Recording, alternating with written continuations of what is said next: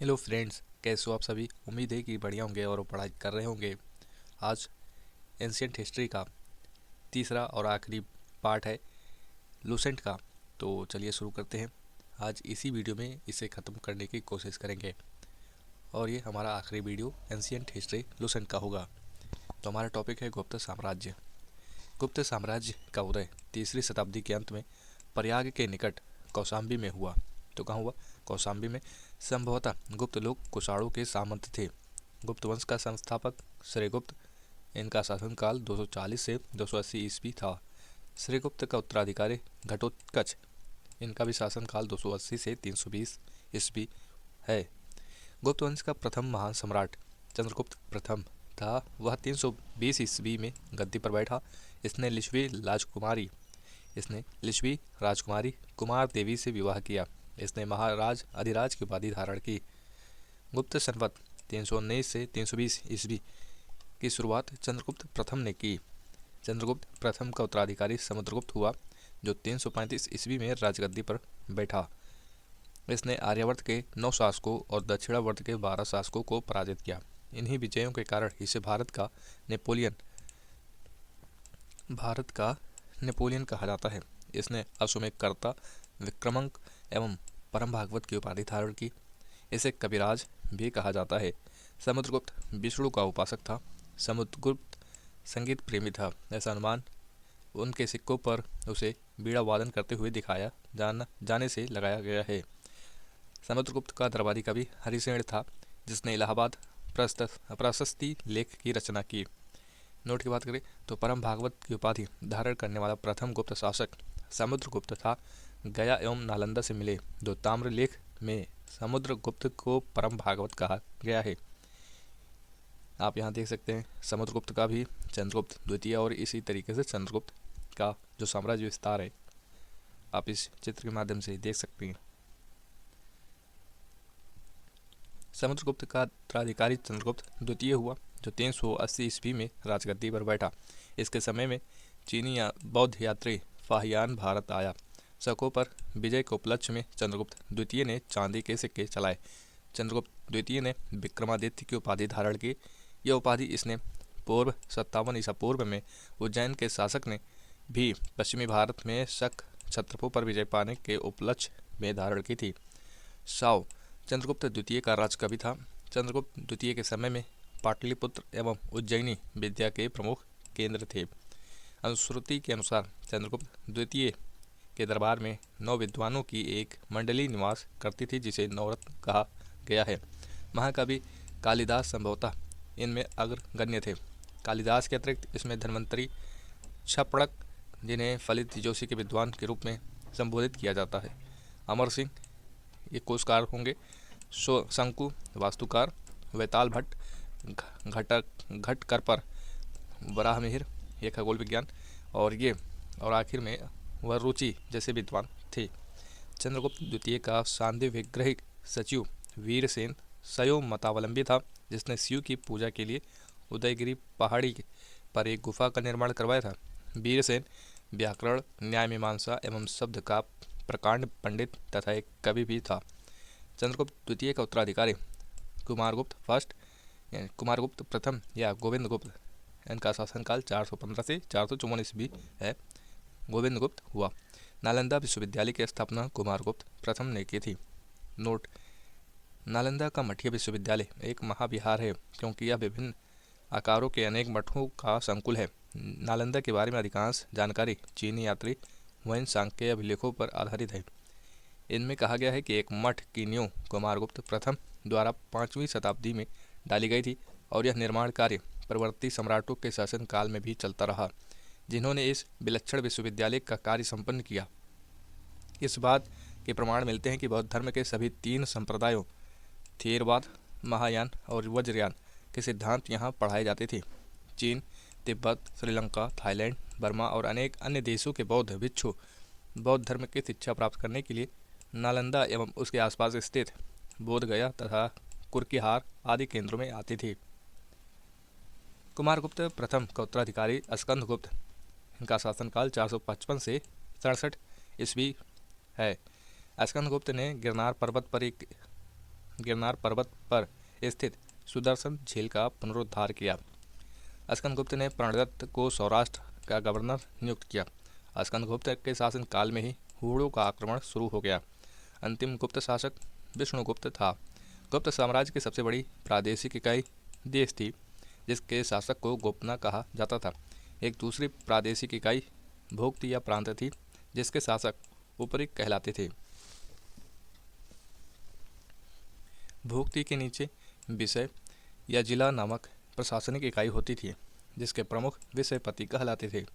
Police विभाग के साधारण कर्मचारियों को चाट एवं भाट कहा जाता था। पुलिस विभाग का मुख्य अधिकारी दंडपाश कहलाता था।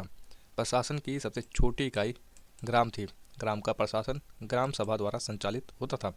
ग्राम सभा का मुखिया ग्रामिक कहलाता था एवं अन्य सदस्य महत्तर कहलाते थे। ग्राम समूहों की छोटी इकाई को पेठ कहा जाता था। गुप्त शासक कुमारगुप्त के दामोदरपुर ताम्रपत्र में भूमि बिक्री संबंधी अधिकारियों के क्रियाकलापों का उल्लेख है। कहाँ? दामोदरपुर। भू राजस्व कुल उत्पादन का 1/4 भाग से 1/6 भाग हुआ करता था। गुप्त काल में विलासश्रम, विष्टि जिसे कहते हैं, विलासश्रम राज्य के लिए आय का एक स्रोत माना जाता था।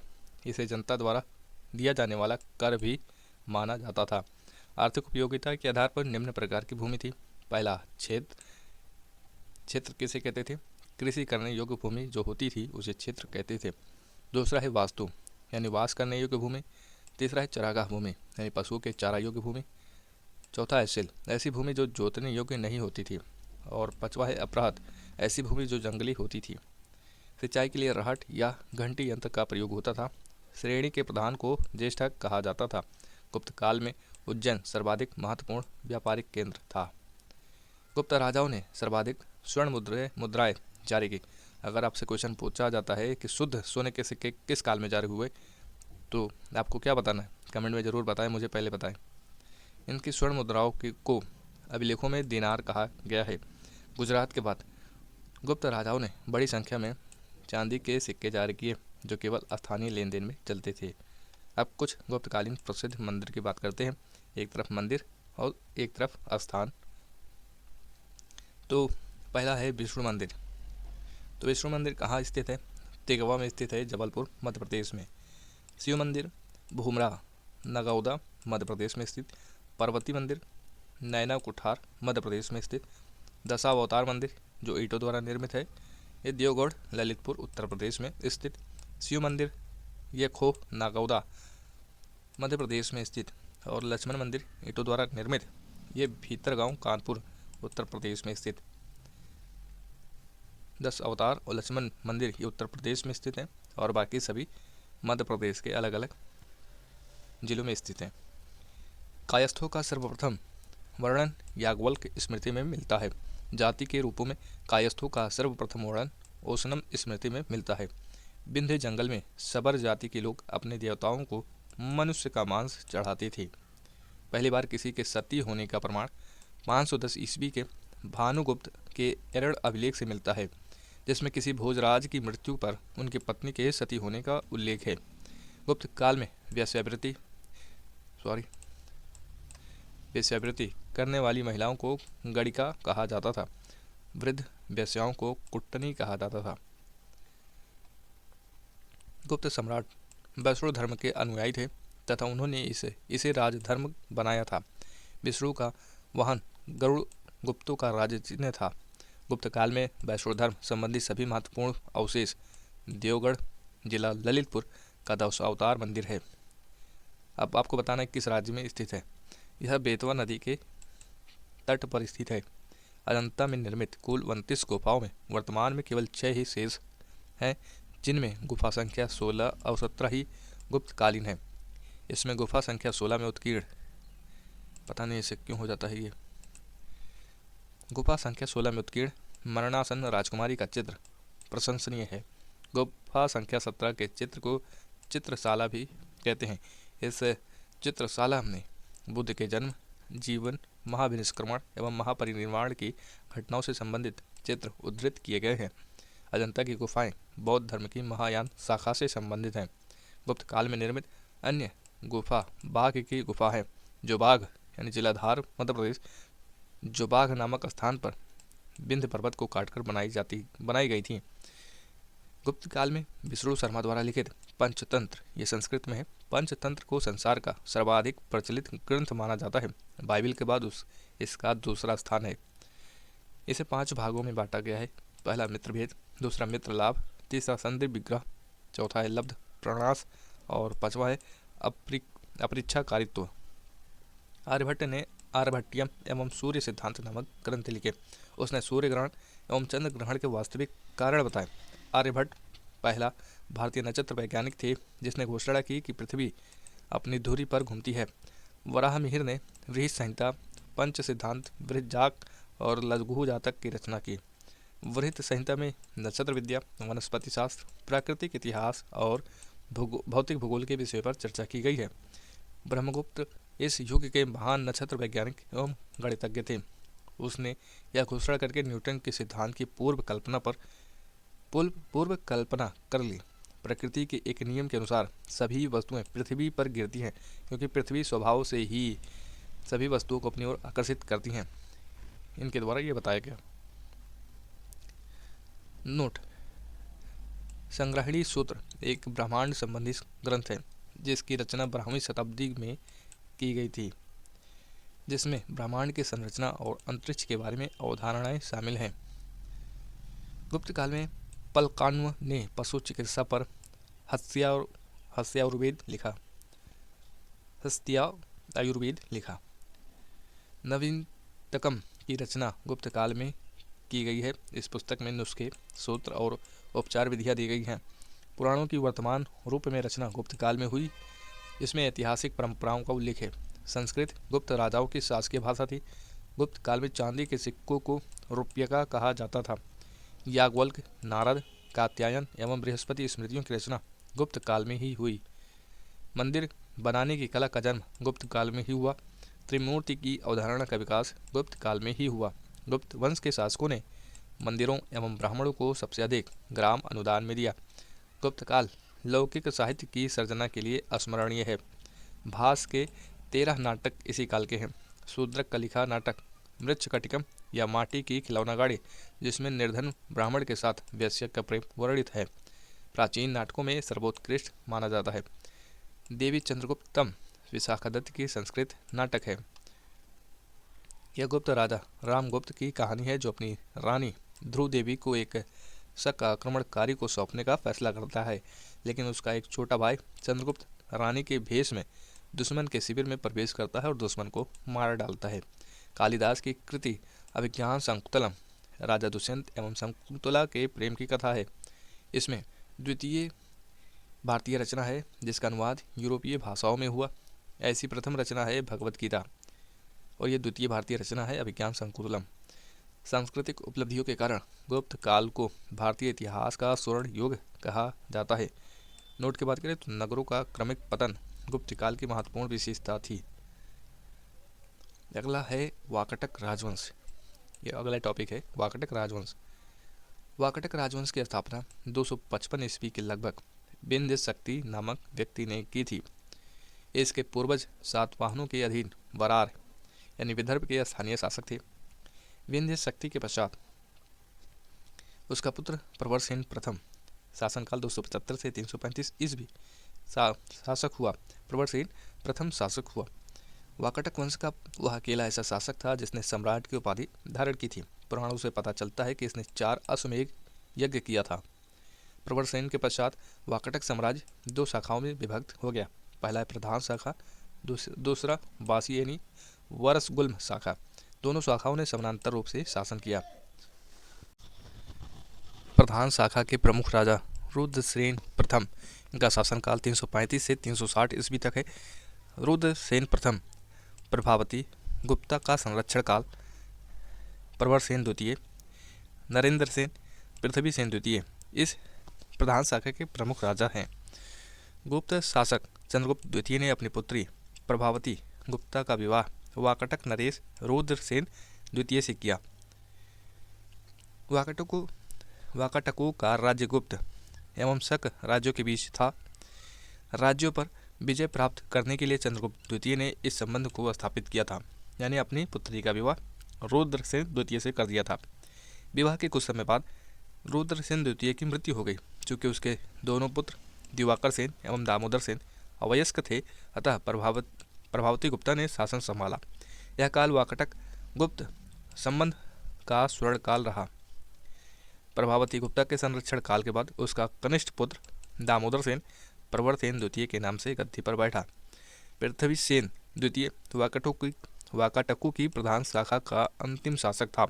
उसके बाद उसका राज्य बसीम शाखा के हरिसेन के हाथों में चला गया।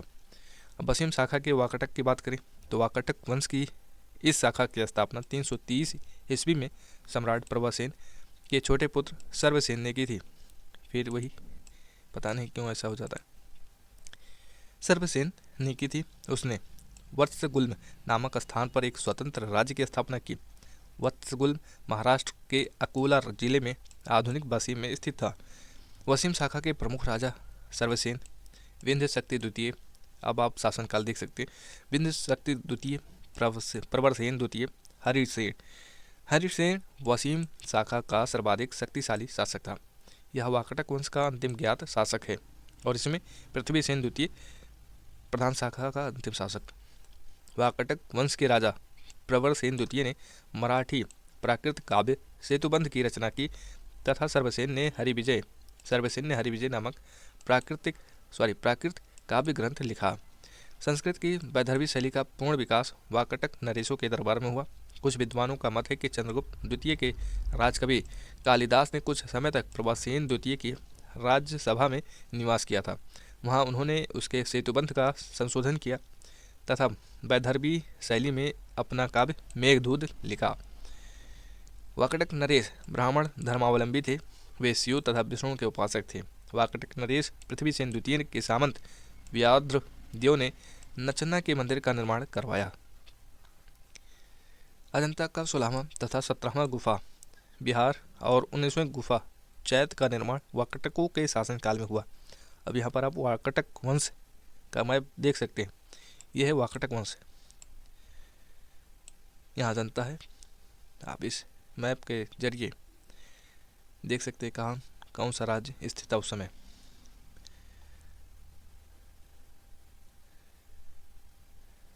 हम आगे बढ़ते हैं। अगला टॉपिक है पुष्यभूति वंश या वर्धन वंश। तो गुप्त वंश के पतन के बाद जिन नए राजवंशों का उद्भव हुआ उनमें मैत्रक, मौखरी, पुष्यभूति, प्रवृत्ति गुप्त और गौड़ प्रमुख हैं। इन राजवंशों में पुष्यभूति वंश के शासकों ने सबसे विशाल साम्राज्य स्थापित किया। पुष्यभूति वंश के संस्थापक पुष्यभूति था। इसकी राजधानी थानेश्वर हरियाणा प्रांत के कुरुक्षेत्र जिले में स्थित वर्तमान में थानसेर स्थान है। थानेश्वर थी।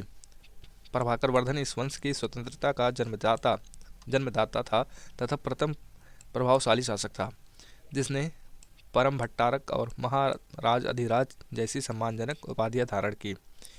प्रभाकर वर्धन की पत्नी यशोमती से 2 पुत्र राज्यवर्धन और हर्षवर्धन तथा एक कन्या राजश्री उत्पन्न हुई। राजश्री का विवाह कन्नौज के मौखरी राजा ग्रहवर्मा के साथ हुआ। मालवा के शासक देवगुप्त ने ग्रहवर्मा की हत्या कर दी और राजश्री को बंदी बनाकर कारागार में डाल दिया।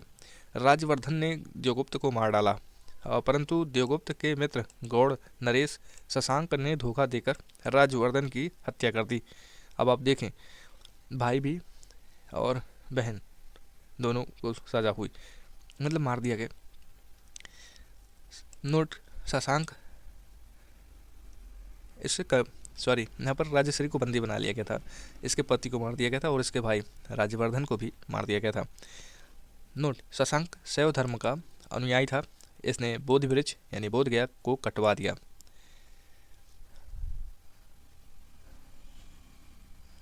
राजवर्धन की मृत्यु के बाद 606 ईस्वी में 16 वर्ष की अवस्था में हर्षवर्धन थानेश्वर की गद्दी पर बैठा।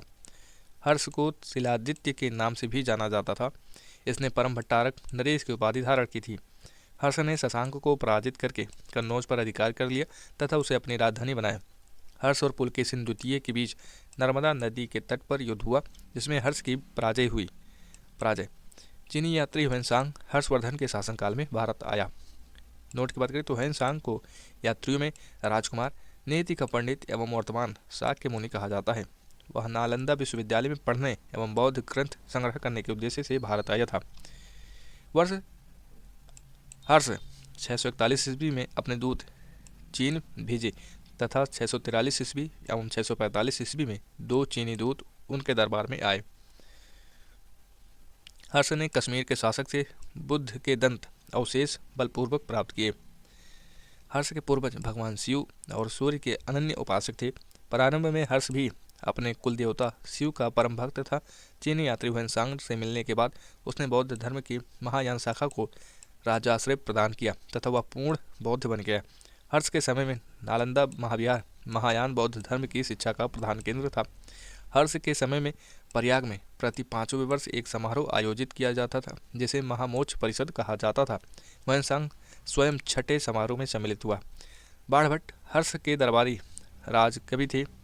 उन्होंने हर्षचरित एवं कादंबरी की रचना की थी। बाणभट्ट के गुरु फरचू थे।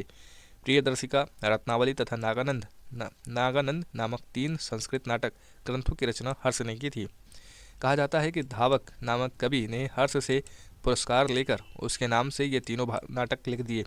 हर्ष को भारत का अंतिम हिंदू सम्राट कहा गया है, लेकिन वह न तो कट्टर हिंदू था और न ही सारे देश का शासक ही।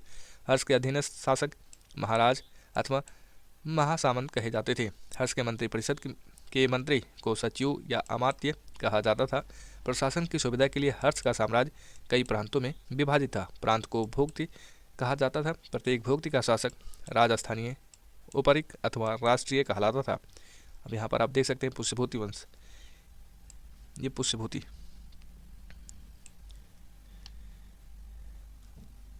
इसका भी चित्र आप देख सकते हैं। कहाँ कौन सा राज्य था, चालुक्य है, पल्लव है, चेरा है, ये मैत्रक हैं, ये कलचुरी हैं। इस तरीके से डायनेस्टी थी। भोक्ति का विभाजन जिलों में हुआ था। जिले की संज्ञा थी विषय, जिसका प्रधान विषयपति होता था। विषय के अंतर्गत कई पाठक, जैसे कि आधुनिक तहसील, आज के समय में आधुनिक तहसील उसे कह सकते हैं, कई पाठक होते थे। ग्राम शासन की सबसे छोटी इकाई थी। ग्राम शासन का प्रधान ग्रामच्छ पटलिक कहा जाता था। पुलिसकर्मियों को चाटिया भाट, गुप्त काल में भी चाटिया भाट कहते थे, यहाँ पर भी, और दंडपाशिक तथा डांडिक पुलिस विभाग के अधिकारी होते थे। अश्व सेना के अधिकारियों को बृहदेश्वर, पैदल सेना के अधिकारियों को बलाधिकृत या महाबलाधिकृत कहा जाता था। हर्षचरित में सिंचाई के साधन के रूप में तुला यंत्र यानी जल पंप का उल्लेख मिलता है। हर्ष के समय मथुरा सूती वस्त्रों के निर्माण के लिए प्रसिद्ध था। नोट की बात करें तो हर्षचरित में प्रांतीय शासक के लिए लोकपाल शब्द आया है।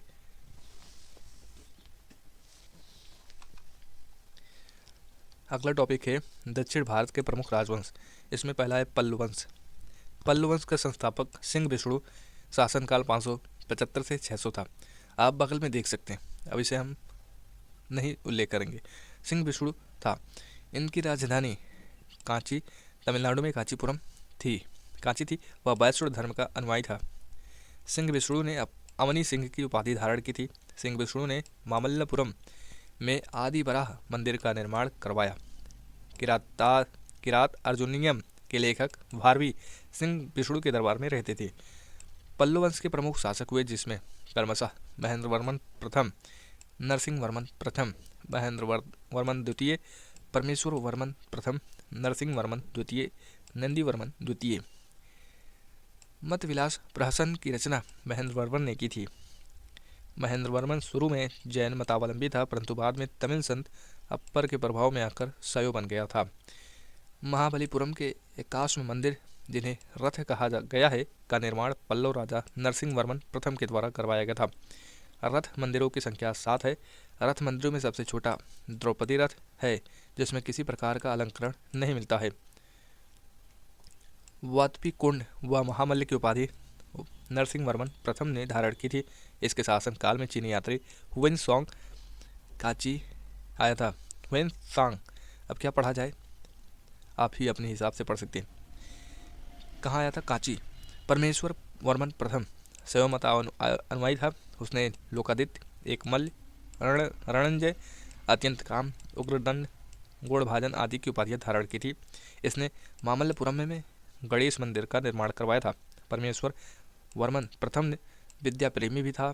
उसने विद्याविनेत की उपाधि भी ली थी। अरबों के आक्रमण के समय पल्लवों का शासक नरसिंह वर्मन द्वितीय था। उसने राज सिंह, आगम प्रिय और शंकर भक्त की उपाधियां धारण की थी। उसने कांची के कैलाश मंदिर का निर्माण करवाया, जिसे राज सिद्धेश्वर मंदिर भी कहा जाता है। किसने करवाया था? नरसिंह वर्मन द्वितीय ने। इसी मंदिर के निर्माण से द्रविड़ स्थापत्य कला की शुरुआत हुई। महाबलीपुरम में सौर मंदिर का निर्माण भी नरसिंह वर्मन द्वितीय ने किया। कांची के कैलाश मंदिर में पल्लव राजाओं तथा रानियों की आदम कद तस्वीरें लगी हैं।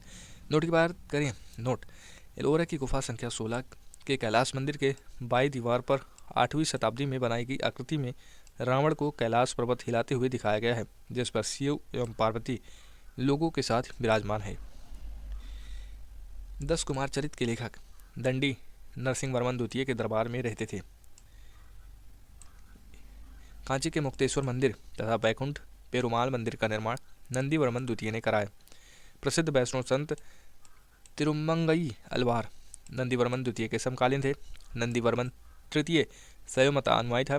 उसकी राजसभा में तमिल भाषा का प्रसिद्ध कवि संत पेरुदेवनार निवास करता था, जिसने भारत बेनवा नामक ग्रंथ की रचना की थी। पल्लव वंश का अंतिम शासक कंप वर्मा था। नोट की बात करें तो पल्लव काल में कवि भारवी की लोकप्रिय रचना किरात अर्जुनियम थी। दूसरा है चोल डायनेस्टी। 9वीं शताब्दी में चोल वंश पल्लवों के ध्वंस अवशेषों पर स्थापित हुआ। इस वंश के संस्थापक विजयपाल थे, जिसकी राजधानी तांजई यानी तंजौर या तंजाउर था। तंजाउर का वास्तुकार कुंजर मल्लन राजराज पेरुथच्चन था। विजयालय ने नरकेसरी की उपाधि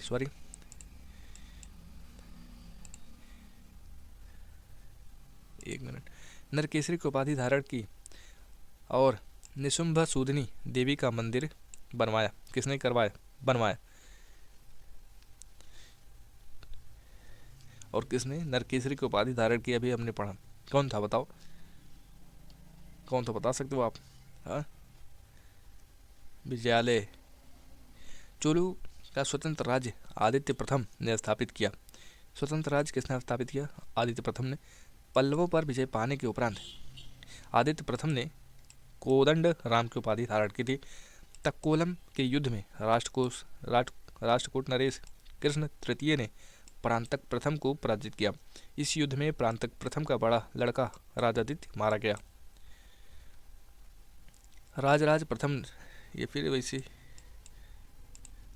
प्रथम ने श्रीलंका पर आक्रमण किया। वहां के राजा महिम पांचवें को भागकर श्रीलंका के दक्षिण जिला रोहड़ में शरण लेनी पड़ी।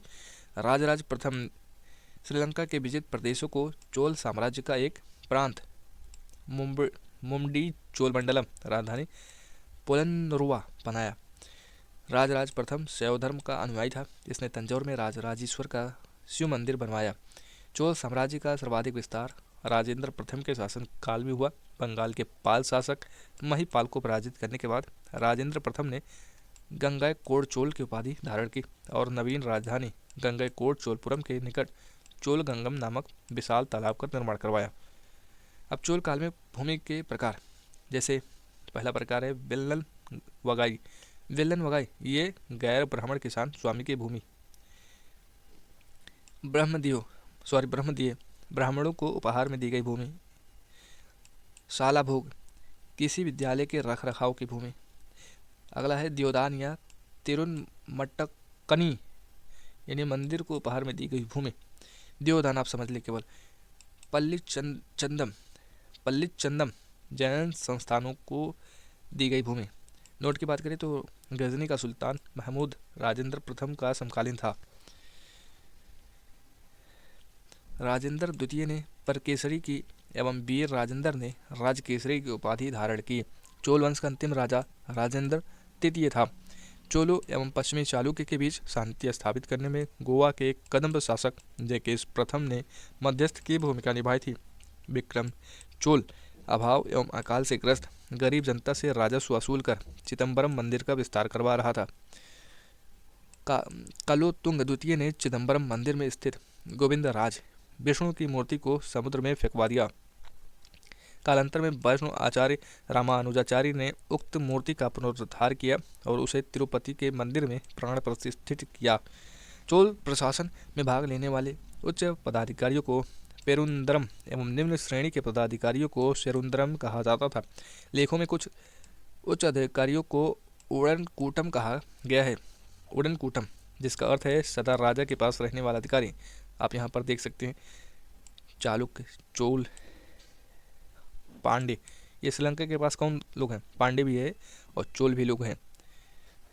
होयसल, ये अलग अलग जो डायनेस्टी थी, आप इसका चित्र देख सकते हैं। यहाँ पर गजनवी सल्तनत। संपूर्ण चोल साम्राज्य 6 मंडलमों यानी प्रांत में विभक्त था। मंडलम कोट्टम में और कोट्टम नाडु में एवं नाडु कई कुर्रमों में विभक्त था। नाडु की स्थानीय सभा को नाटूर एवं नगर की स्थानीय सभा को नगरतार कहा जाता था। बेल्लाल जाति के धनी किसानों को केंद्रीय सरकार की देखरेख में नाडु के कामकाज में अच्छा खासा नियंत्रण हासिल था। उनमें से कई धनी भूस्वामियों को चोल राजाओं के सम्मान के रूप में मुवेद वेलन यानी 3 राजाओं को अपनी सेवाएं प्रदान करने वाला वेलन या किसान, मुवेद वेलन, अरियार यानी प्रधान जैसी उपाधियां दी। उन्हें केंद्र में महत्वपूर्ण राजकीय पद सौंपे। स्थानीय स्वशासन चोल प्रशासन की मुख्य विशेषता थी। उर सर्वसाधारण लोगों की समिति थी जिसका कार्य होता था सार्वजनिक कल्याण के लिए तालाबों और बगीचों के निर्माण हेतु गांव की भूमि का अधिग्रहण करना। सभा या महासभा, यह मूलतः अग्रहारों और ब्राह्मण बस्तियों की सभा थी जिसके सदस्यों को पेरुमक्कल कहा जाता था। यह सभा वर्यम नाम की समितियों के द्वारा अपने कार्य को संचालित करती थी। सभा की बैठक गांव में मंदिर के निकट वृक्ष के नीचे या तालाब के किनारे होती थी। व्यापारियों की सभा को नकरम कहते थे।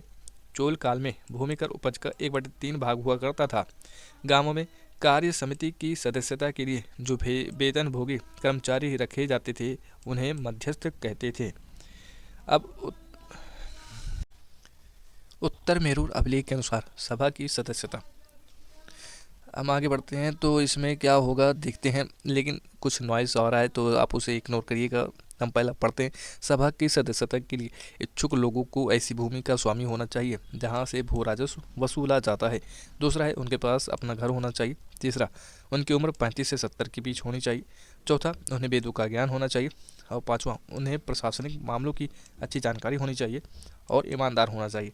छठवां, यदि कोई पिछले 3 सालों में किसी समिति का सदस्य रहा है तो वह किसी और समिति का सदस्य नहीं बन सकता। सातवां, जिसने अपने या अपने संबंधियों के खाते जमा नहीं कराए हैं वह चुनाव नहीं लड़ सकता। तो इस तरीके से सभा की सदस्यता के लिए कुछ शर्तें थीं। ब्राह्मणों को दी गई कर मुक्त भूमि को चतुर्वेदी मंगलम एवं दान दी गई भूमि ब्रह्मदेय कहलाती थी। चोल सेना का सबसे संगठित अंग था पद्धति सेना। चोल काल में कलंजु सोने के सिक्के थे। कौन था? कैसा था? कलंजु। थोड़ा नाम लेने में कठिनाई हो जाती है। तमिल कवियों में जयंगुदर प्रसिद्ध कवि था जो कुलोत्तुंग प्रथम का राजकवि था। उसकी रचना है कलिंगतुपर्णी। आप इसे समझ सकते हैं। कंबन और टक्कुट्टन और पुगलेंदी को तमिल साहित्य का और पंप, पुन्न एवं रन्न कन्नड़ साहित्य का त्रिरत्न कहा जाता है। पर्सी ब्राउन ने तंजौर के बृहदेश्वर मंदिर के विमान को भारतीय वास्तुकला का निकष माना है। चोलकालीन नटराज प्रतिमा को चोलकला का सांस्कृतिक सार या निचोड़ कहा जाता है। नटराज प्रतिमा में शिव को उनकी दाहिनी टांग पे, फिर यही दिक्कत क्यों आ जाती है मुझे पता नहीं, दाहिनी टांग पर संतुलित रूप से खड़े हुए और उसी टांग के पंजे से अज्ञान या विस्मृति के दैत्य अपस्मार को दबाते हुए दिखाया गया है। साथ ही शिव भुजंगत्रासित की स्थिति में अपनी बाएं टांग उठाए हुए हैं जो तिरोभाव यानी भक्त के मन से माया या भ्रम का पर्दा हटा देने का द्योतक है। उनकी चारों भुजाएं बाहर की ओर फैली हुई हैं और मुख्य दाहिना हाथ अभय हस्त की मुद्रा में उठा हुआ है। उनका ऊपरी दायां हाथ डमरू, जो उनका प्रिय वाद्य है, पकड़े हुए तालबद्ध ध्वनि उत्पन्न करता हुआ दिखाया गया है। ऊपरी बायां दोल हस्त मुद्रा में दाहिने हाथ की अभय हस्त मुद्रा से जुड़ा हुआ है। उनकी जटाएं दोनों ओर छिटकी हुई हैं और उस वृत्ताकार ज्वाला को छू रही हैं जो नृत्यरत संपूर्ण आकृति को घेरे हुए है। शिव को भारत में नृत्य कला का अधिष्ठाता देवता भी कहा जाता है या माना जाता है। चोल कांस्य प्रतिमाएं संसार की सबसे उत्कृष्ट कांस्य प्रतिमाओं में गिनी जाती हैं। कांस्य प्रतिमाएं बनाने की कला के संरक्षक के रूप में चोल वंशीय विधवा महारानी सेवियान महादेवी का नाम विशेष रूप से उल्लेखनीय है। सयोसंत ईशांशु पंडित राजेंद्र प्रथम के गुरु थे। चोल काल 10वीं सदी की बात करें तो चोल काल का सबसे महत्वपूर्ण बंदरगाह कावेरी पट्टनम था। बहुत बड़ा गांव जो एक इकाई के रूप में शासित किया जाता था तनियर कहलाता था। उत्तर मेरूर शिलालेख जो सभा संस्था का विस्तृत वर्णन उपस्थित करता है परांतक प्रथम के शासनकाल से संबंधित है। चोलों की राजधानी कालक्रम के अनुसार थी। पहले उरैयूर, फिर तंजौर, गंगईकोंड, चोलपुरम एवं कांची। इस तरीके से इनकी राजधानी का कालक्रम था। चोल काल में सड़कों की देखभाल बागान समिति करती थी। चोल काल में आम वस्तुओं के आदान प्रदान का आधार धान था। चोल काल के विशाल व्यापारी समूह निम्न थे। पहला था वलंजियार, नाना दैसी एवं मणिग्रामम। विष्णु के उपासक अलवार, वासियों के उपासक नयनार संत कहलाते थे। अब अगला डायनेस्टी है चालुक्य वंश। इसमें कल्याणी के चालुक्य वंश हैं। कल्याणी के चालुक्य वंश की स्थापना तैलब द्वितीय ने की थी। राजधानी मान्यखेत। फिर से वही गलती, पता नहीं क्यों हो जाता। चालुक्य वंश कल्याणी के प्रमुख शासक हुए तैलब प्रथम, तैलब द्वितीय, विक्रमादित्य, जयसिंह, सोमेश्वर द्वितीय, विक्रमादित्य छठवें और सोमेश्वर तृतीय एवं तैलब तृतीय। सोमेश्वर प्रथम ने मान्यखेत से राजधानी हटाकर कल्याणी यानी कर्नाटक को बनाया। इस वंश का सबसे प्रतापी शासक विक्रमादित्य छठे थे। बिल्हड़ एवं विज्ञानेश्वर विक्रमादित्य छठे के दरबार में ही रहते थे। मिताक्षरा हिंदू वेदी ग्रंथ है। याज्ञवल्क्य के स्मृति पर व्याख्या है मिताक्षरा। मिताक्षरा नामक ग्रंथ की रचना महान विधिवेत्ता विज्ञानेश्वर ने की थी। विक्रमाद्योचरित की रचना बिल्हड़ ने की थी। इसमें विक्रमादित्य छठे के जीवन पर प्रकाश डाला गया है।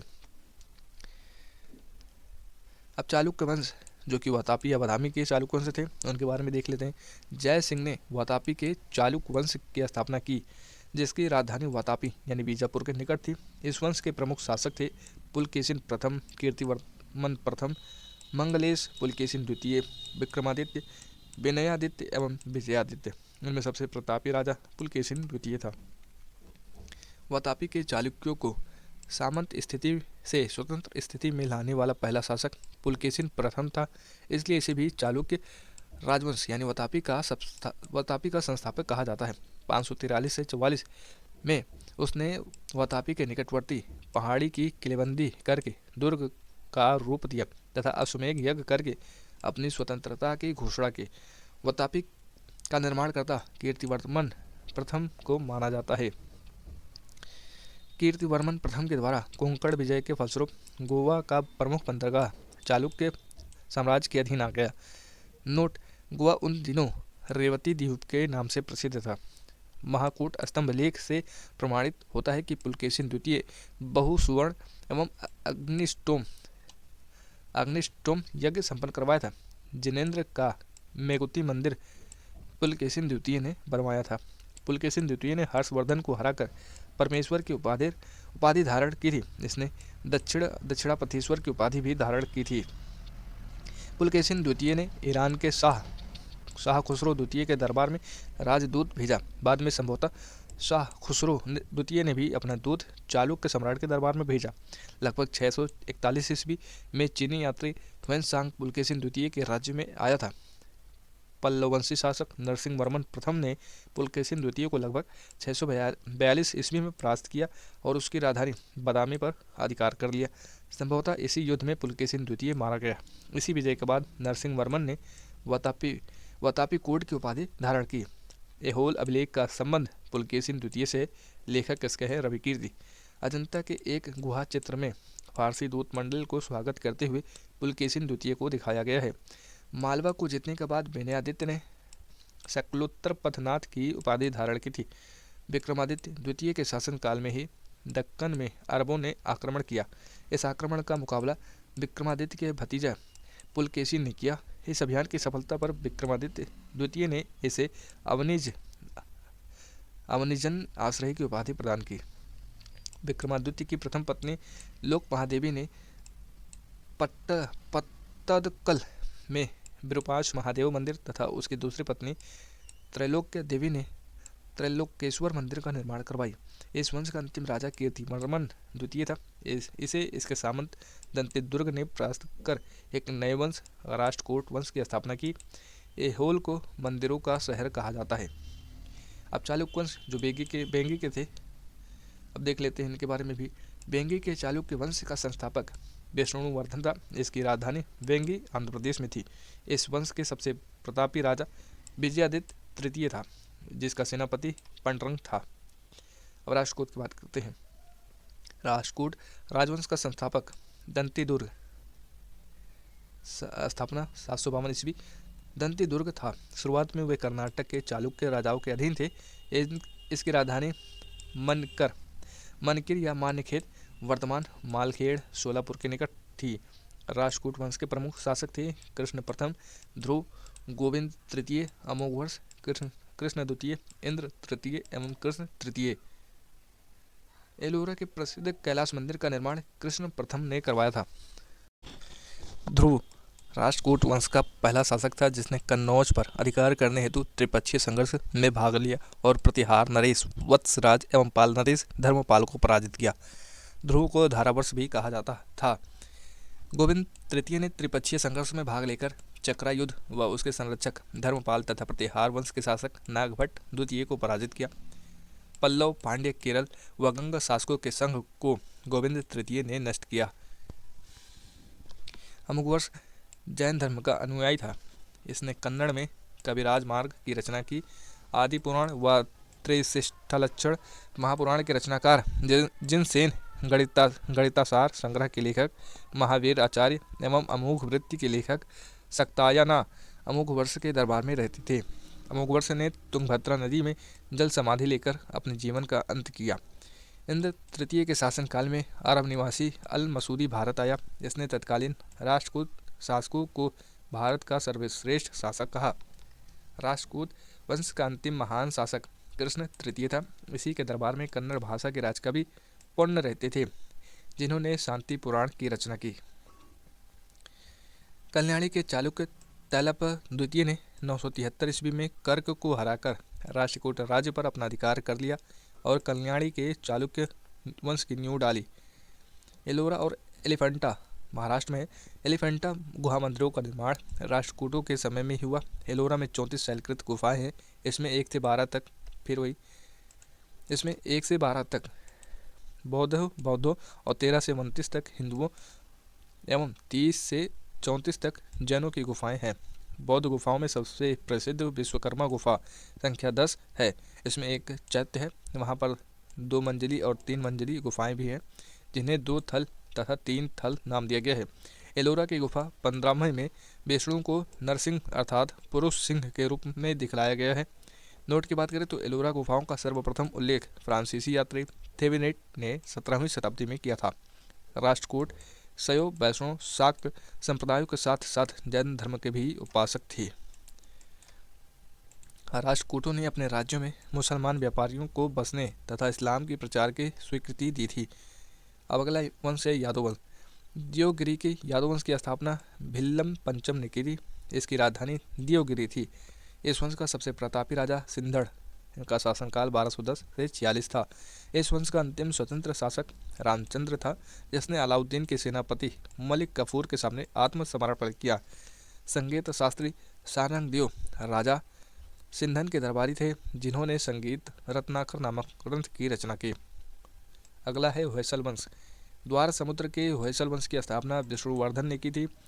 होयसल वंश यादव वंश की एक शाखा थी।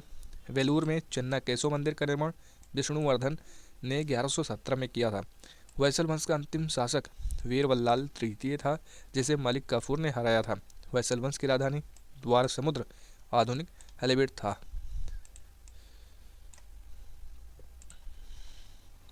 अगला है कदम्ब वंश। कदम्ब वंश की स्थापना मायूर शर्मन ने की थी। कदम्ब वंश की राजधानी बनवासी थी। अगला वंश है गंगवंश। गंगवंश संस्थापक भद्रहस्त पंचम था। अभिलेखों के अनुसार गंगवंश के प्रथम शासक कोंकणी वर्मा था। गंगों की प्रारंभिक राजधानी कुवलाल यानी कोलर थी, जो बाद में तलकाड हो गई।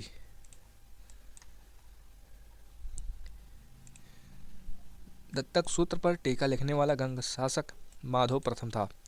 अगला है काकतीय वंश। काकतीय वंश का संस्थापक बीटा प्रथम था, जिसने नलगोंडा यानी हैदराबाद में एक छोटे से राज्य का गठन किया, जिसकी राजधानी अमकोंड थी। इस वंश का सबसे शक्तिशाली शासक गणपति था। रुद्रमा देवी गणपति की बेटी थी, जिसने रुद्रदेव महाराज का नाम ग्रहण किया, जिसने 35 वर्ष तक शासन किया। गणपति ने अपनी राजधानी वारंगल में स्थानांतरित कर ली थी। इस राजवंश का अंतिम शासक प्रताप रुद्र 1295 से 1323 ईस्वी है प्रताप रुद्र था। रायगज केसरी और दयागज केसरी काकतीय वंश की उपाधियां हैं। दयागज केसरी की उपाधि काकतीय राजा प्रताप रुद्र को दी गई थी। रायगज केसरी की उपाधि रुद्रमा देवी की थी। यह उपाधि उन्हें अपने पिता से मिली थी। यह उपाधियां सिक्कों पर अंकित होती थीं। अगला है टॉपिक सीमावर्ती राजवंशों का अभ्युदय। इसमें है पाल वंश। पाल वंश का संस्थापक गोपाल था। इस वंश की राजधानी मुंगेर थी। पाल शासक बौद्ध धर्म के अनुयायी थे। गोपाल अनंतपुरी विश्वविद्यालय की स्थापना की थी। पाल वंश का सबसे महान शासक धर्मपाल था, जिसने विक्रमशिला विश्वविद्यालय की स्थापना की थी। कन्नौज के लिए त्रिपक्षीय संघर्ष पाल वंश, गुर्जर प्रतिहार वंश एवं राष्ट्रकूट वंश के बीच हुआ। इसमें पाल वंश की ओर से सर्वप्रथम धर्मपाल शामिल हुआ था। 11वीं सदी के गुजराती कवि सोठल ने धर्मपाल को उत्तरापथ स्वामी की उपाधि से संबोधित किया। सोमपुर महाविहार का निर्माण धर्मपाल ने करवाया था। ओदंतपुरी यानी बिहार के प्रसिद्ध बौद्ध मठ का निर्माण देवपाल ने करवाया था। जावा के शैलेंद्र वंशी शासक वालपुत्र देव के अनुरोध पर देवपाल ने उसे नालंदा में एक बौद्ध विहार बनवाने के लिए 5 गांव दान में दिए थे। गौड़ी रीति नामक साहित्यिक विद्या का विकास पाल शासकों के समय में हुआ। अगला है सेन वंश। सेन वंश की स्थापना सामंत सेन ने राढ़ में की थी। इसकी राजधानी नदिया लखनौती थी। सेन वंश के प्रमुख शासक विजय सेन, वल्लाल सेन एवं लक्ष्मण सेन थे। सेन वंश का प्रथम स्वतंत्र शासक विजय सेन था, जो शैव धर्म का अनुयायी था। दान सागर एवं अद्भुत सागर नामक ग्रंथ की रचना सेन शासक पल्लाल सेन ने की थी। अद्भुत सागर को लक्ष्मण सेन ने पूर्ण रूप दिया था। लक्ष्मण सेन की राज्यसभा में गीत गोविंद के लेखक जयदेव, पवन दूत के लेखक धोई एवं ब्राह्मण सर्वस्व के लेखक हालयुद्ध रहते थे। हालयुद्ध लक्ष्मण सेन का प्रधान न्यायाधीश एवं मुख्यमंत्री था। विजय सेन ने देवपाड़ा में प्रद्युम्नेश्वर मंदिर यानी शिव की विशाल मंदिर की स्थापना की। सेन राजवंश प्रथम राजवंश था जिसने अपना अभिलेख सर्वप्रथम हिंदी में उत्कीर्ण करवाया। लक्ष्मण सेन बंगाल का अंतिम हिंदू शासक था। अब कश्मीर के राजवंश की बात करते हैं। कश्मीर पर शासन करने वाला शासक वंश कालक्रम से इस प्रकार थे: करकोट वंश, उत्पल वंश, लोहार वंश। 627 ईस्वी में दुर्लभ वर्धन नामक व्यक्ति ने कश्मीर में करकोट वंश यानी हिंदू वंश की स्थापना की थी। महेंद्र सांग ने उसके शासनकाल में कश्मीर की यात्रा की। करकोट वंश का सबसे शक्तिशाली राजा ललितादित्य मुक्तापीड़ था। कश्मीर का मार्तंड मंदिर का निर्माण ललितादित्य मुक्तापीड़ के द्वारा करवाया गया था। करकोट वंश के बाद कश्मीर पर उत्पल वंश का शासन हुआ। इस वंश के संस्थापक अवंती वर्मन था। अवंतीपुर नामक नगर की स्थापना अवंती वर्मन ने की थी। अवंती वर्मन के अभियंता सुये ने सिंचाई के लिए नहरों का निर्माण करवाया। 980 ईस्वी में उत्पल वंश की रानी दिद्दा एक महत्वाकांक्षी शासक हुई। उत्पल वंश के बाद कश्मीर पर लोहार वंश का शासन हुआ। लोहार वंश का संस्थापक संग्राम राज था। संग्राम राज के बाद अनंत राजा हुआ। इसकी पत्नी सूर्यमती ने प्रशासन को सुधारने में उसकी सहायता की। लोहार वंश का शासक हर्ष विद्वान कवि तथा कई भाषाओं का ज्ञाता था। कल्हड़ हर्ष का आश्रित कवि था। जयसिंह लोहार वंश का अंतिम शासक था, जिसने 1128 ईस्वी में 1128 ईस्वी से 1155 ईस्वी तक शासन किया। जयसिंह के शासन के साथ ही कल्हड़ की राजतरंगड़ी का विवरण समाप्त हो जाता है। अगला है कामरूप का वर्मन वंश। 4वीं शताब्दी के मध्य कामरूप में वर्मन वंश का उदय हुआ। इस वंश की प्रतिष्ठा का संस्थापक पुष्य वर्मन था। इसकी राजधानी प्राग ज्योतिष नामक नगर थी। कालांतर में कामरूप पाल साम्राज्य का एक अंग बन गया। अगला है टॉपिक राजपूत राजवंशों की उत्पत्ति। पहला है गुर्जर प्रतिहार वंश। मालवा का शासक नागभट्ट प्रथम गुर्जर प्रतिहार वंश का संस्थापक था। नागभट्ट द्वितीय को राष्ट्रकूट सम्राट गोविंद तृतीय ने हराया था। प्रतिहार वंश का सर्वाधिक शक्तिशाली व प्रतापी राजा मिहिर भोज था। इसने अपनी राजधानी कन्नौज में बनाई थी। वह विष्णु भक्त था। उसने विष्णु के सम्मान में आदि वराह की उपाधि ग्रहण की थी। राजशेखर प्रतिहार शासक महेंद्रपाल के दरबार में रहते थे। इस वंश का अंतिम राजा यशपाल था। दिल्ली नगर की स्थापना तोमर नरेश अनंगपाल ने 11वीं शताब्दी के मध्य में की थी। नोट की बात करें तो अरब यात्री सुलेमान प्रतिहार राजा वत्स राज के शासनकाल में भारत आया था। अगला वंश है गाहड़वाल यानी राठौर राजवंश। गाहड़वाल वंश का संस्थापक चंद्रदेव था। इसकी राजधानी वाराणसी थी। इस वंश का सर्वाधिक शक्तिशाली राजा गोविंद चंद्र था। इसका मंत्री लक्ष्मीधर शास्त्रों का प्रकांड पंडित था, जिसने कृत्य कल्पत्रु नामक ग्रंथ लिखा था। गोविंद चंद्र की एक रानी कुमार देवी ने सारनाथ में धर्म चक्र जिन बिहार बनवाई। पृथ्वीराज तृतीय ने स्वयंवर से जयचंद की पुत्री संयोगता का अपहरण कर लिया था। इस वंश का अंतिम शासक जयचंद्र था, जिसे गौरी ने 1194 ईस्वी के चंदावर युद्ध में मार डाला। अगला वंश है चहमान या चौहान वंश। चौहान वंश का संस्थापक वासुदेव था। इस वंश की प्रारंभिक राजधानी अहिच्छत्र थी। बाद में अजयराज द्वितीय ने अजमेर नगर की स्थापना की, उसे राजधानी बनाया। इस वंश का सबसे शक्तिशाली शासक अर्णुराज के पुत्र विग्रहराज चतुर्थ विसल देव हुआ, जिसने हरिकेली नामक संस्कृत नाटक की रचना की। सोमदेव विग्रहराज चौथे कवि राजकवि थे। इन्होंने ललित विग्रहराज नामक नाटक लिखा। कुछ प्रॉब्लम हो जाता है, पता नहीं कैसे हो जाता है। सोमदेव विग्रहराज चौथे के राजकवि थे। इन्होंने ललित विग्रहराज नामक नाटक लिखा।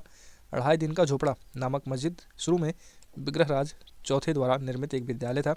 पृथ्वीराज तृतीय इस वंश का अंतिम शासक था। चंद्रवरदायी पृथ्वीराज तृतीय का राजकवि था, जिसकी रचना पृथ्वीराज रासो है। रणथंबोर के जैन मंदिर का शिखर पृथ्वीराज तृतीय ने बनवाया था। त्राइन का प्रथम युद्ध 1191 में हुआ, जिसने पृथ्वीराज तृतीय की विजय एवं गौरी की हार हुई थी। यहाँ पर हम पूरा कंप्लीट आज ही कर देंगे। त्राइन के द्वितीय युद्ध 1192 ईस्वी में हुआ, जिसमें गौरी की विजय हुई एवं पृथ्वीराज तृतीय की हार हुई। अगला है वंश परमार वंश। परमार वंश का संस्थापक उपेंद्र राज था। इसकी राजधानी धारा नगरी थी। प्राचीन राजधानी उज्जैन थी। परमार वंश का सर्वाधिक शक्तिशाली शासक राजा भोज था। राजा भोज ने भोपाल के दक्षिण में भोजपुर नामक झील का निर्माण करवाया। नैषधीय चरित के लेखक श्रीहर्ष व प्रबंध चिंतामणि के लेखक मेरुतुंग थे। राजा भोज ने चिकित्सा, गणित एवं व्याकरण पर अनेक ग्रंथ लिखे। भोजकृत युक्ति कल्पत्रु में वास्तुशास्त्र के साथ साथ विविध वैज्ञानिक यंत्रों व उनके उपयोग का उल्लेख है। नवशाह सांगचरित के रचयिता पद्मगुप्त, दशरूपक के रचयिता धनंजय, धनिक, हालयुद्ध एवं अमित गति जैसे विद्वान वाक्यपति मुंज के दरबार में रहते थे। कविराज की उपाधि से विभूषित शासक था राजा भोज। भोज ने अपनी राजधानी में सरस्वती मंदिर का निर्माण करवाया था। इस मंदिर के परिसर में संस्कृत विद्यालय भी खोला था। राजा भोज के शासनकाल में धारा नगरी विद्या व विद्वानों का प्रमुख केंद्र थी। इसने चित्तौड़ में त्रिभुवन नारायण मंदिर का निर्माण करवाया। भोजपुर नगर की स्थापना राजा भोज ने की थी। परमार वंश के बाद तोमर वंश का, उसके बाद चहमान वंश का और अंततः 1297 ईस्वी में अलाउद्दीन खिलजी ने सेनापति नसरत खां और उलुग खां ने मालवा पर अधिकार कर लिया। अगला है चंदेल वंश। प्रतिहार साम्राज्य के पतन के बाद बुंदेलखंड की भूमि पर चंदेल वंश का स्वतंत्र राजनीतिक इतिहास प्रारंभ हुआ। बुंदेलखंड का प्राचीन नाम जेजाक भुक्ति है। चंदेल वंश का संस्थापक नन्नुक 831 में किए थे। इसकी राजधानी खजुराहो थी। प्रारंभ में इसकी राजधानी कालिंजर महोबा थी। राजा धंग ने अपनी राजधानी कालिंजर से खजुराहो में स्थानांतरित की थी।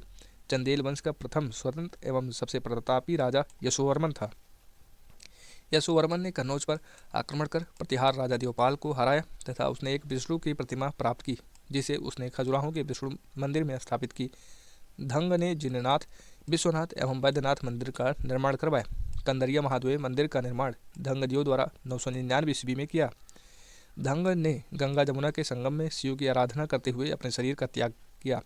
चंदेल शासक विद्याधर ने कन्नौज के प्रतिहार शासक राज्यपाल की हत्या कर दी, क्योंकि उसने महमूद के आक्रमण का सामना किए बिना ही आत्मसमर्पण कर दिया था। विद्याधर ही अकेला ऐसा भारतीय नरेश था जिसने महमूद गजनी की महत्वाकांक्षाओं को सफलतापूर्वक प्रतिरोध किया। चंदेल शासक कीर्तिवर्मन की राज्यसभा में रहने वाले कृष्ण मिश्र ने प्रबोध चंद्रोदय की रचना की थी। इन्होंने महोबा के समीप कीर्ति सागर नामक जलाशय का निर्माण करवाया। आल्हा उदल नामक दो सेनानायक परमर्दी दियो के दरबार में रहते थे, जिन्होंने पृथ्वीराज चौहान के साथ युद्ध करते हुए अपनी जान गंवाई थी। चंदेल वंश का अंतिम शासक परमर्दी दियो ने 1202 ईस्वी में कुतुबुद्दीन ऐबक की अधीनता स्वीकार कर ली। इस पर उसके मंत्री अजय दियो ने उसकी हत्या कर दी। नोट की बात करें तो चंदेल वंश के शासक यशोवर्मन ने 954 ईस्वी में लक्ष्मण मंदिर का निर्माण करवाया था। इस मंदिर की योजना पंचायतन किस्म की है। एक अर्धमंडप, एक मंडप, एक महामंडप और विमान सहित गर्भगृह, हर हिस्से की अपनी अलग छत है जो पीछे की ओर उठी है। गर्भगृह की बाहरी दीवारें और प्रदक्षिणा पथ की बाहरी एवं भीतरी दीवारों प्रतिमाओं से सजी हुई हैं। बाहरी दीवारों अनेक देवी देवताओं की प्रतिमाओं तथा कामोद्दीम आकृतियों से सुसज्जित है। खजुराहो के मंदिर अपनी कामुक प्रतिमाओं के लिए प्रसिद्ध है। मंदिर के चारों कोनों पर देवालय बने हैं, जिनमें 3 देवालयों में विष्णु की और एक में सूर्य की प्रतिमा है, जिसे देवालय की छत पर बनी केंद्रीय प्रतिमा से पहचाना जा सकता है। अगला वंश है सोलंकी वंश अथवा गुजरात के चालुक्य शासक। वीडियो लंबी हो जा रही है, इसके लिए मैं माफ़ी चाहूँगा, लेकिन आज इसे ख़त्म करना है, क्योंकि बार बार एक ही टॉपिक पर वीडियो बनाना अच्छा नहीं लगता। सोलंकी वंश का संस्थापक मूलराज प्रथम था। इसकी राजधानी अनिलवाड़ थी। मूलराज प्रथम शैव धर्म का अनुयायी था। भीम प्रथम के शासनकाल में महमूद गजनी ने सोमनाथ के मंदिर पर आक्रमण किया था। भीम प्रथम के सामंत विमल ने आबू पर्वत पर दिलवाड़ा का प्रसिद्ध जैन मंदिर बनवाया था। सोलंकी वंश का प्रथम शक्तिशाली शासक जयसिंह सिद्धराज था। प्रसिद्ध जैन विद्वान हेमचंद्र जयसिंह सिद्धराज के दरबार में था। माउंट आबू पर्वत पर एक मंडप बनाकर जयसिंह सिद्धराज ने अपने 7 पूर्वजों की गजारोही मूर्तियों की स्थापना की थी। मोढेरा के सूर्य मंदिर का निर्माण सोलंकी राजाओं के शासनकाल में हुआ था। सिद्धपुर में रुद्र महाकाल के मंदिर का निर्माण जयसिंह सिद्धराज ने किया था। सोलंकी शासक कुमारपाल जैन मतानुयायी था। वह जैन धर्म के अंतिम राजकीय प्रवर्तक के रूप में प्रसिद्ध है। सोलंकी वंश का अंतिम शासक भीम द्वितीय था। भीम द्वितीय के एक सामंत लवण प्रसाद ने गुजरात में बघेल वंश की स्थापना की थी। बघेल वंश का कर्ण द्वितीय गुजरात का अंतिम हिंदू शासक था। इसने अलाउद्दीन खिलजी की सेनाओं का मुकाबला किया था। अगला है कलचुरी चेदी राजवंश। कलचुरी वंश का संस्थापक कोक्कल था। इसकी राजधानी त्रिपुरी थी। कलचुरी वंश का एक शक्तिशाली शासक गंगादियो था, जिसने विक्रमादित्य की उपाधि धारण की थी। पूर्व मध्यकाल में स्वर्ण सिक्कों के विलुप्त हो जाने के पश्चात इन्होंने सर्वप्रथम इसे प्रारंभ करवाया। कलचुरी वंश का सबसे महान शासक कर्णदियो था, जिसने कलिंग पर विजय प्राप्त की और त्रिकलिंगाधिपति की उपाधि धारण की थी। प्रसिद्ध कवि राजशेखर कलचुरी के दरबार में ही रहते थे। अगला वंश है सिसोदिया वंश। सिसोदिया वंश के शासक अपने को सूर्यवंशी कहते थे, जो मेवाड़ पर शासन करते थे। मेवाड़ की राजधानी चित्तौड़ थी। अपने विजयों के उपलक्ष्य में विजय स्तंभ का निर्माण राणा कुंभा ने चित्तौड़ में करवाया। खतौली का युद्ध 1518 ईस्वी में राणा सांगा व इब्राहिम लोदी के बीच हुआ। यहाँ पर एंशिएंट हिस्ट्री जो लुसेंट में था उसे पूरा कवर कर लिया गया है। यहाँ पर वीडियो एंशिएंट हिस्ट्री का समाप्त होता है। अब हम अगली क्लास में मिडावल हिस्ट्री यानी मध्यकालीन भारत का इतिहास इसको लेकर हाजिर होंगे। अगर आपको वीडियो थोड़ा सा भी अच्छा लगा होगा तो प्लीज़ उसे भी कमेंट में बताइएगा और वीडियो को लाइक कर दीजिएगा। अगर इसमें जो कुछ कमियां रह गई हैं उसे भी बताइएगा, उसे दूर कर दी जाएंगी। मिलते हैं अगले नेक्स्ट वीडियो में, तब तक के लिए जय हिंद जय भारत।